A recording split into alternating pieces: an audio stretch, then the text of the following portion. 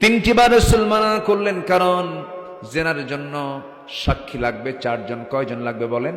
চারজন সাক্ষী লাগবে। কিন্তু সেই জায়গায় তো কেউ দেখে নাই তাকে, তিনি একাই নিজেই রাজসাক্ষী হয়ে আসছেন। রাসূল বললেন, না, তুমি জেনা করো নাই।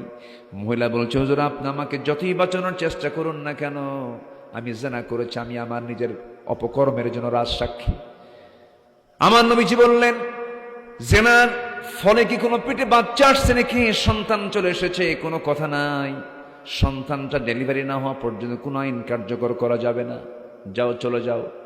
মহিলা বলছে, হুজুর বাঁচবো তার গ্যারান্টি কে? রাসূল বললেন, আমি তোমার জন্য দোয়া করে দিচ্ছি, চলে যাও।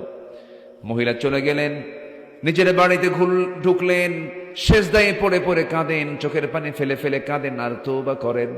আমার বন্ধুগণ, আসামি ধরার জন্য পুলিশ লাগলো না, জেলখানার প্রয়োজন হলো না, আসামি নিজে হাজির হয়েছে একমাত্র কার ভয়ে? আসতে বলবেন না, কার ভয়? আল্লাহর ভয়ে।